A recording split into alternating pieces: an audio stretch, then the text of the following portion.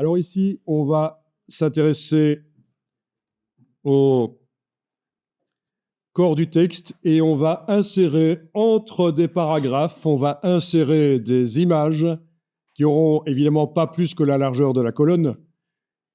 Et la caractéristique, c'est qu'elles ne seront pas juste posées sur le texte ou entre des paragraphes, elles seront insérées sur un paragraphe spécialement pour elles. Et donc, quand on va modifier le texte, ajouter des caractères, en supprimer, l'image va monter ou descendre dans la colonne, peut-être même passer à la colonne suivante.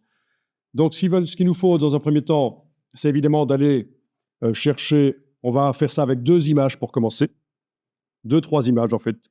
Vous allez dans Bing,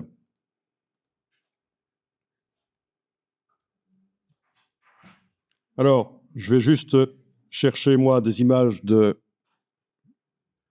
chiens, parce que j'en ai marre des chevaux. De toute façon, les deux sont bons avec une bonne sauce. Mais quand même, je vais chercher des images de chiens. Voilà, images. Au niveau du filtrage, donc là je suis dans Bing, hein. Si vous y allez par Google, bonne chance, hein. Et je vais demander au niveau de la licence, une licence Creative Commons ou du domaine public. Et je vais rapidement aller cliquer sur les images. Et surtout, et c'est ça qui m'intéresse dans Bing, c'est ce bouton « Afficher l'image » qui permet d'afficher l'image en grand avec tous ces pixels en principe. Mais là, ça ne va pas marcher, je le sens. Ah si, ça marche. Parfois, ça nous amène vers des sites web où il faut s'inscrire pour télécharger l'image. Mais là, apparemment, ça ne marche pas trop mal. Oh, ça sent quand même l'intelligence artificielle au niveau de la multiplication des pixels. Là. Mais ce n'est pas grave. Clic droit, enregistrer l'image. Et vous enregistrez ça. Donc, vous enregistrez l'image dans le dossier à côté des documents InDesign, c'est bon. Voilà, je reviens sur l'onglet précédent. Je clique sur la croix pour fermer ce qui concerne cette image-là. Et puis, je vais afficher d'autres images.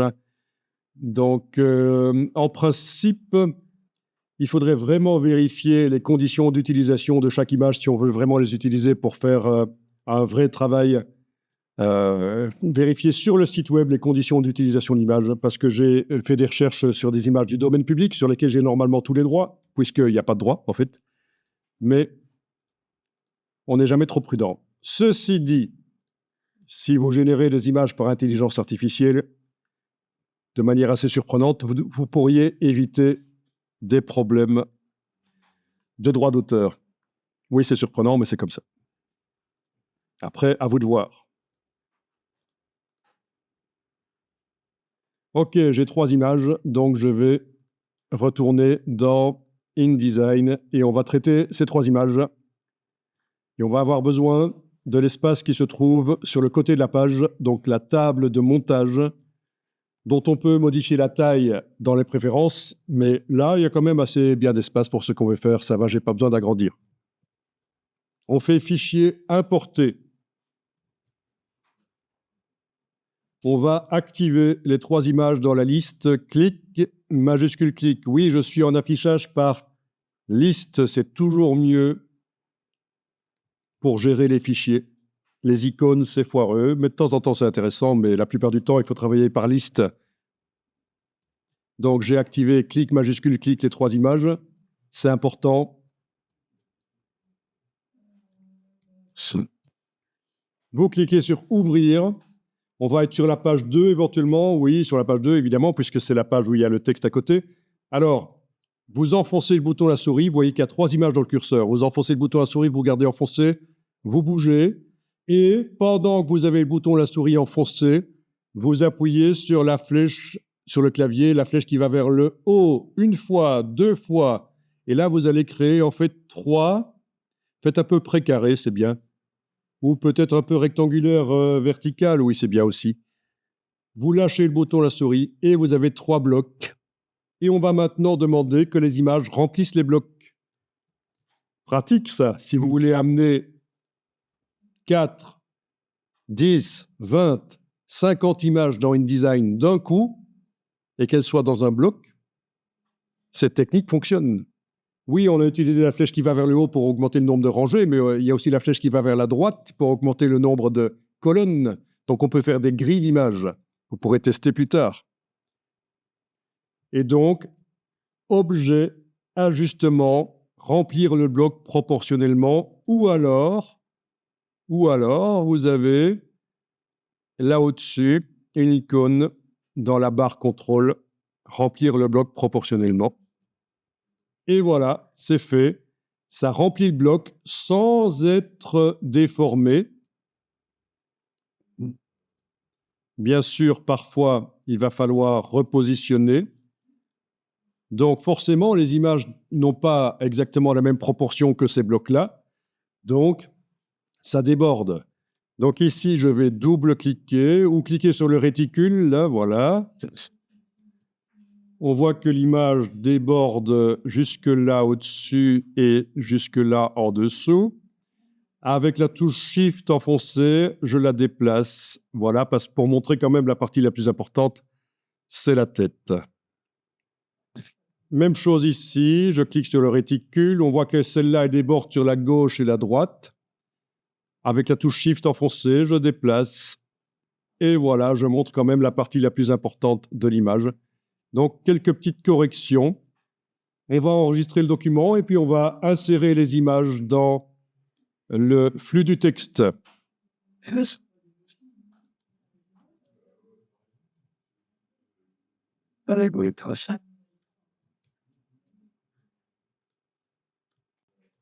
Donc, si vous vous dites que ce sont des images qui viennent du web, qu'elles sont en RVB et qu'elles ne sont peut-être pas à 300 pixels par pouce, qu'il faudrait dans Photoshop les mettre à 300 pixels par pouce, sachez que vous avez tort. Ça fait depuis 1999 que Adobe dit qu'il faut travailler avec des images RVB dans la mise en page, même si c'est pour l'impression, parce que c'est au moment où on exporte le PDF qu'on fait la conversion vers le CMJN. Et la résolution n'a aucune importance, en tout cas pas celle qui est visible dans Photoshop, c'est celle qui est visible dans InDesign qui compte. Voilà, ça c'était la petite piqûre de rappel par rapport à les bêtises qu'on entend encore régulièrement.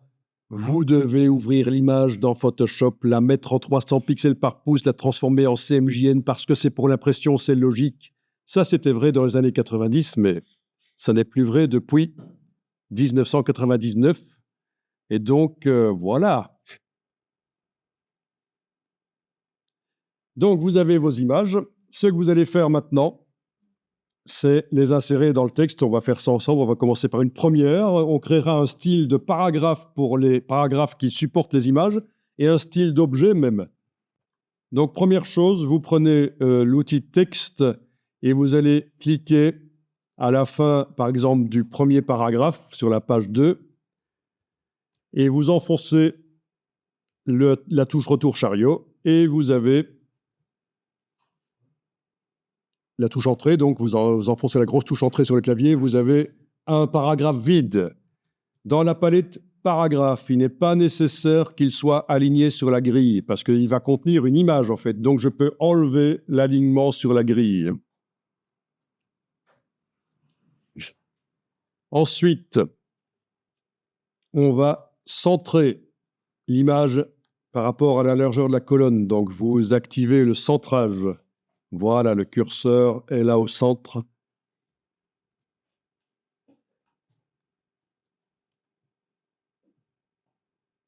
Ensuite, vous allez prendre, avec la flèche noire, le bloc qui contient l'image. Donc attention, là on est bien au niveau du bloc. Les vecteurs sont bleus. On n'a pas cliqué là-dessus pour descendre dans le bloc, dans l'image. C'est bien le conteneur.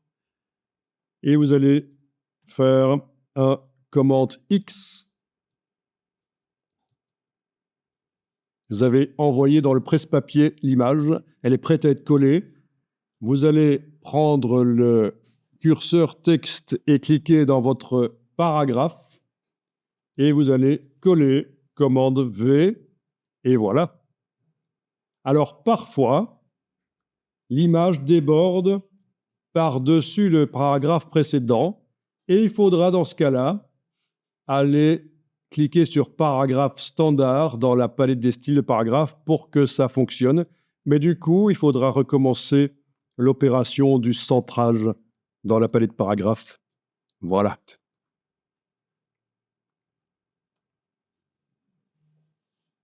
Dans un premier temps, on va s'intéresser seulement au style de paragraphe qui sert de support à l'image. J'avais indiqué qu'on ferait du style d'objet, mais ce sera pour plus tard. On ne va pas mélanger la création d'un style de paragraphe qui sert de support à l'image et la création d'un style d'objet pour donner un cadre à l'image ou quoi que ce soit, un vignettage ou peu importe.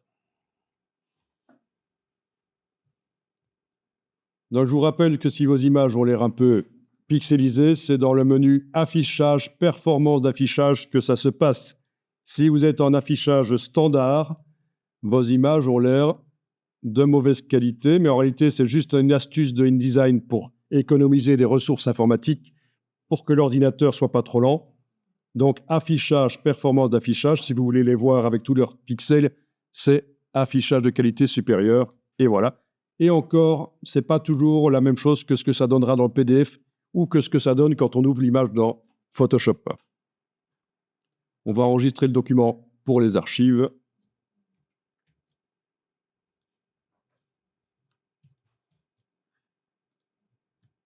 En ayant le curseur qui clignote, en fait, il clignote sur tout le côté de l'image, là.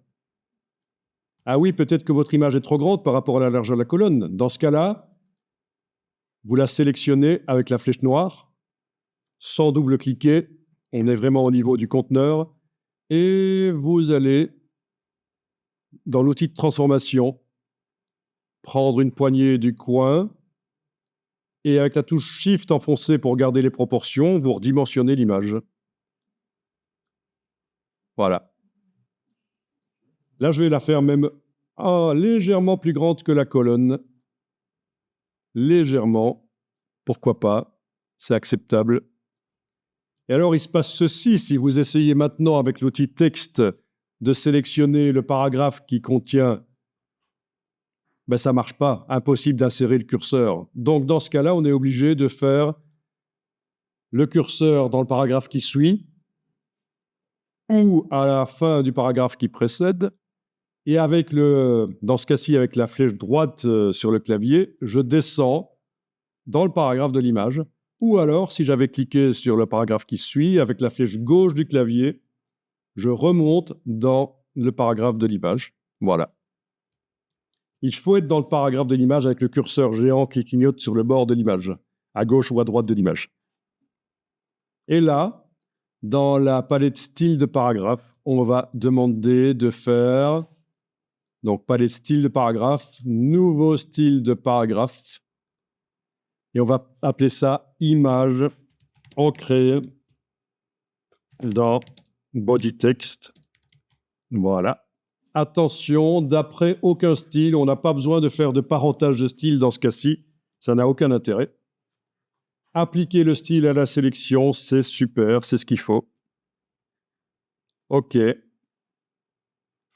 Et voilà. Le paragraphe qui sert de support à l'image utilise le style image ancrée dans body text. À partir de là, je vais aller ailleurs dans le document. Par exemple, ici, sur la colonne, la deuxième colonne, je vais aller enfoncer la touche. Donc, j'ai mis le curseur à la fin d'un paragraphe. J'enfonce la touche retour chariot, la grosse touche. Je vais aller copier-coller une image.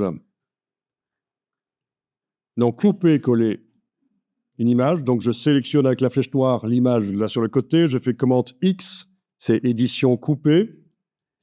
Je mets le curseur texte sur le paragraphe vide que je viens de créer. Je fais commande V et j'applique le style de paragraphe et donc l'image devrait se centrer. Le style, il est là. Image ancrée dans body text et voilà. Et je fais la même chose pour la troisième éventuellement. Ça va être rapide. Voilà.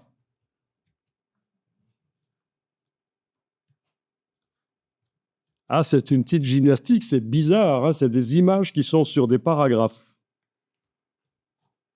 C'est ce qu'on appelle les images ancrées. Voilà.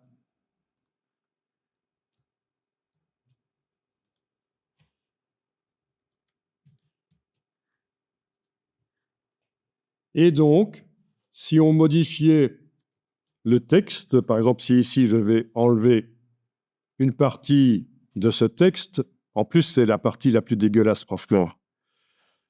Vous avez vu ça? Je ne comprends pas comment il a généré un truc aussi pourri et immonde, quand même.